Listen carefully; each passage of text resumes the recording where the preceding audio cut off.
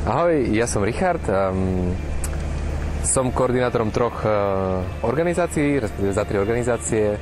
Prvá sa volá ERKO, Hnutie kresťanských spoločenstiev detí, ďalšia sa volá Divadlo pod kostolom a tretia je Rada mládeže Bratislavského kraja.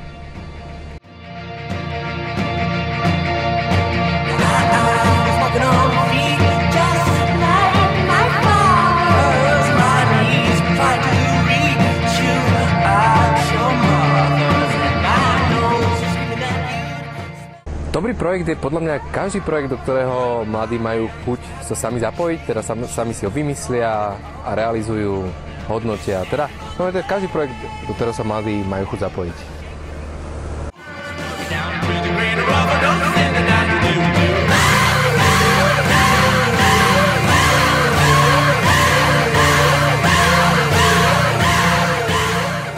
Pre mňa je to časť môjho života, časť mojej mladosti, pretože ma to formovalo celú mladosť od mojich 17 rokov až do mojej 24.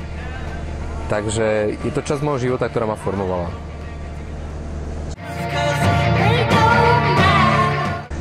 V rámci projektu som koordinátorom troch organizácií, takže to robím dobrovoľne. Som v mediálnom tíme, to robím dobrovoľne. A by som sa chcel zapojiť s prípravou v našej obci, teda Bratislave a mestskej časti Ružinova.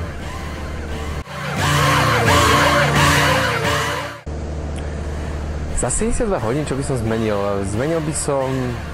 Dúfam, že zmením seba, lebo to uvidíme, no. A možno...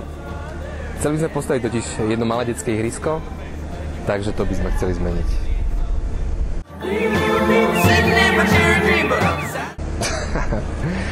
Že som chudý.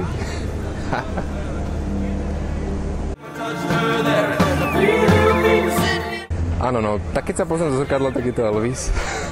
Ale inak to budú Ninja Korytnacky a všetky 4. Ja mám rád zimu a leto.